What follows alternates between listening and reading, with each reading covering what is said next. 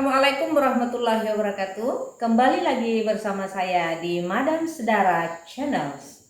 Jangan lupa di like dan subscribe, komen dan nyalakan loncengnya untuk tidak ketinggalan momen-momen video terbaru kami dari Madam Sedara Channels. Assalamualaikum warahmatullahi wabarakatuh. Assalamualaikum warahmatullahi wabarakatuh. Jumpa lagi di Madam Sedara Channels. Kali ini kita akan membahas tentang mata kuliah metode penelitian.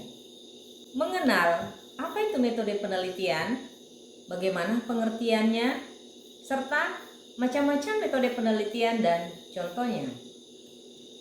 Baiklah, kita akan melihat bahwa riset sekarang ini semakin berkembang, digunakan dalam berbagai macam bidang ilmu pengetahuan untuk menemukan hal-hal yang baru, digunakan untuk menciptakan pengetahuan baru sebagai bentuk memperbaiki penemuan-penemuan sebelumnya. Dalam riset tidak pernah terlepas dari namanya metode penelitian yang digunakan. Untuk itu, teman-teman, kita perlu mengetahui juga bahwa metode penelitian itu memiliki keutamaan. Metode penelitian sekarang ini sering digunakan oleh banyak instansi pendidikan untuk kebutuhan dalam melakukan riset. Mereka secara mendalam, kita akan membahas detail apa itu metode penelitian serta bagaimana membuat metode penelitian yang baik dan benar. Selanjutnya, tentu kita perlu tahu lebih awal ya, bahwa pengertian penelitian, kalau dalam bahasa Inggris disebut research. Re artinya kembali dan source artinya menggali atau mencari. Jadi research dalam hal ini tentu bermakna secara harfiah adalah menggali kembali.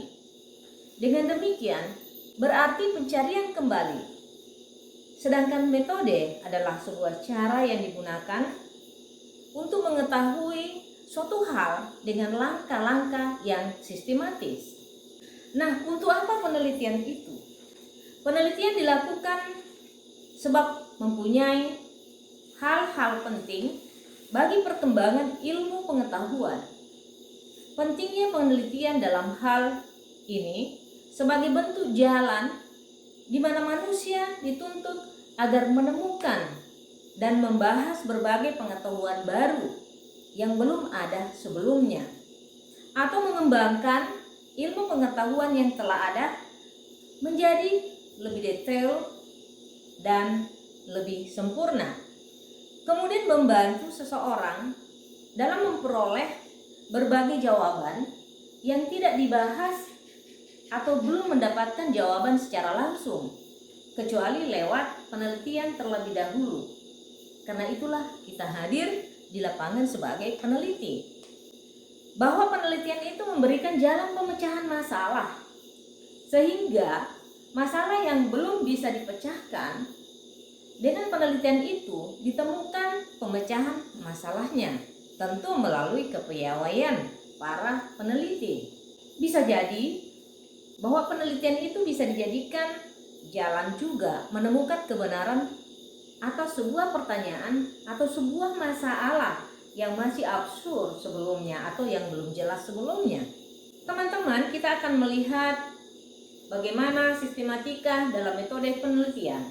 Nah, ada beberapa langkah yang harus dilakukan dalam menyusun sebuah penelitian yang baik dan benar. Yang pertama, proses yang dilakukan adalah mengidentifikasi serta merumuskan permasalahan terlebih dahulu.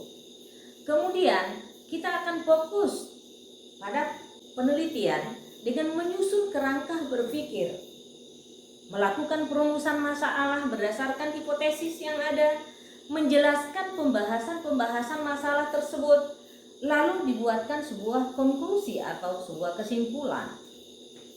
Tentu jangan lupa dengan saran-sarannya atau rekomendasinya.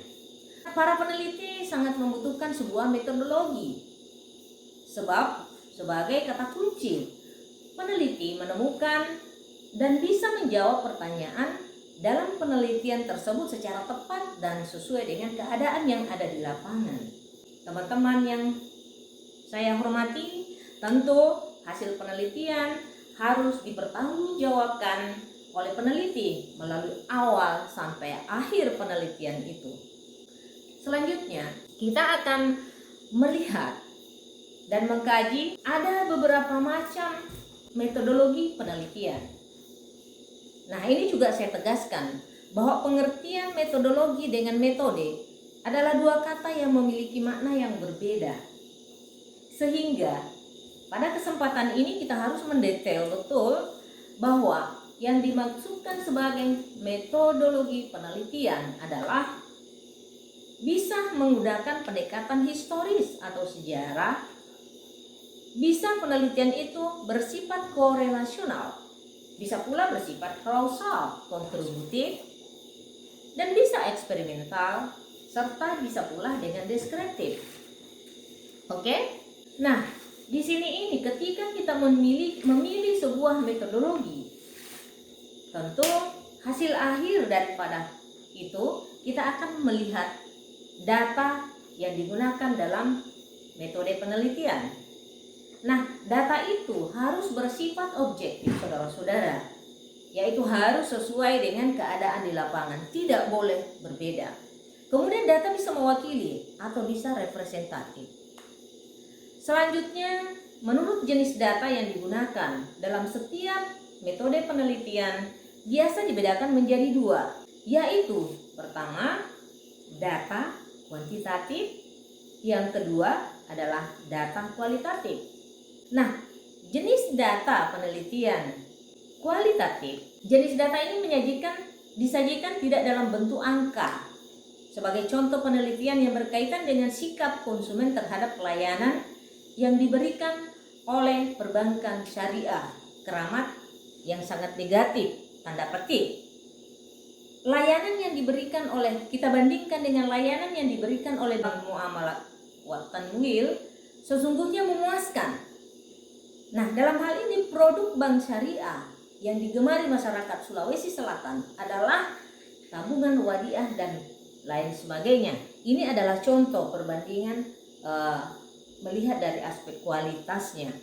Yang kedua, yaitu data kuantitatif. Nah, data kuantitatif ini disajikan dalam bentuk angka. Itulah bedanya tadi data kualitatif. Ini sangat terkait dengan angka, grafik, dan umumnya menggunakan statistik atau rumus statistik. Dalam perhitungannya, misalkan kalau tadi kita melihat bahwa pelayanan bank syariah, nah kita akan melihat rata-rata jumlah pembiayaan yang dijalankan oleh bank syariah sebesar 20% penjualan buku, ya, pengantar akuntansi, dan rata-rata bulan itu mencapai angka 25% dan sebagainya.